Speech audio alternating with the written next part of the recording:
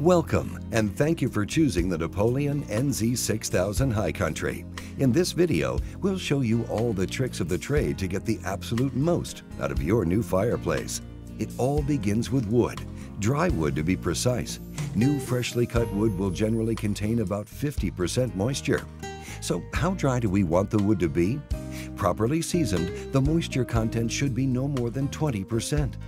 The wetter the wood, the more heat from the fire is wasted, evaporating water in the wood, which means less heat in your room.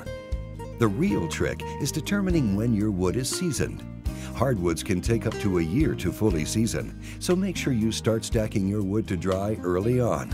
Looking for splits in the end grain and measuring the moisture using any standard wood moisture meter will help you tremendously. Burning green wood not only results in cooler fires, but can also cause poor chimney draft. This produces creosote, which will deposit in the fireplace and chimney system. This translates to more time, work, and money spent cleaning your fireplace, and less time spent enjoying it. Let's get to the fun part, lighting a curing fire. Your first few fires have to be small and hot to help cure the fire bricks. This means using lots of loosely crumpled paper and lots of 1-inch kindling.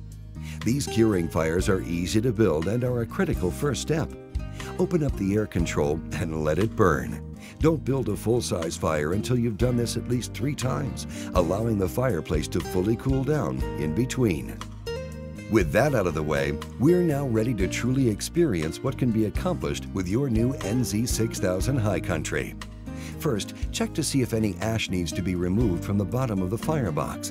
A 1-inch layer is great for allowing air to flow around the wood to feed the fire.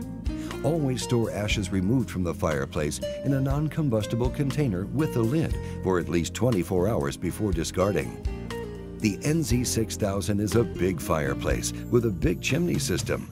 Depending on the height of the chimney, it may take some special attention to help get it heated and draft established.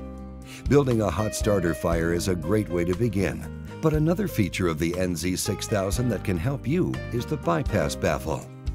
Like traditional fireplaces, you can open the damper in the bypass baffle to allow more heat up the chimney or close it for a more efficient burn.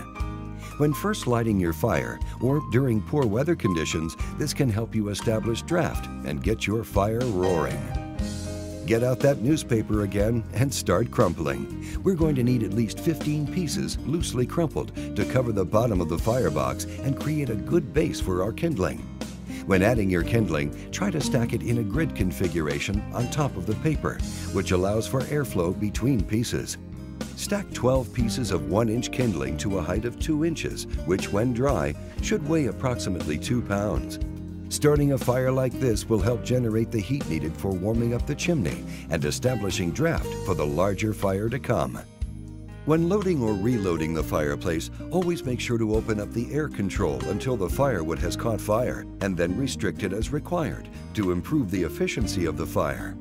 Starting at the rear of the fireplace, light the fire in multiple locations and then carefully close the door so that about a 1-inch gap is left for air to be drawn in. This will allow more air in to feed the fire until proper chimney draft is established. With our first fire beginning to nicely heat things up, we want to follow it with a secondary fire using 5 larger split pieces of wood, roughly 4 inches by 4 inches in size. This should weigh approximately 10 pounds when seasoned and dry. Open the door slowly to prevent drawing smoke into the room and carefully stack the wood with a shallow trench in between the pieces. This trench allows for critical combustion air to flow all around the wood. With these logs burning, we can close the door completely.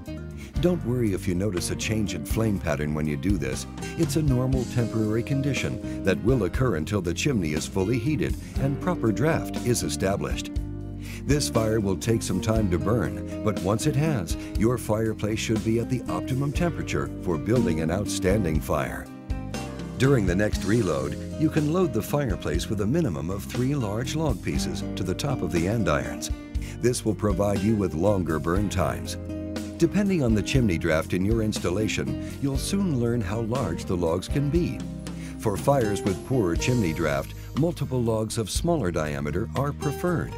Every wood-burning fireplace is designed to operate best when it's heated up, and the NZ6000 High Country is no different, needing big fires to accomplish this. Never burn the fireplace at the highest setting for longer than 30 minutes.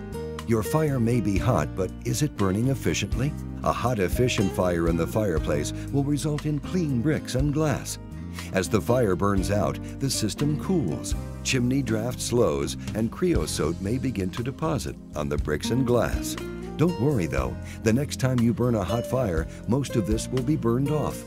Between fires, you can clean loose soot from the glass manually using some wadded newspaper. You can then clean any additional buildup weekly with an approved glass cleaner. Here's a tip. Weather conditions will always affect the performance of any wood-burning fireplace or stove, including the NZ6000.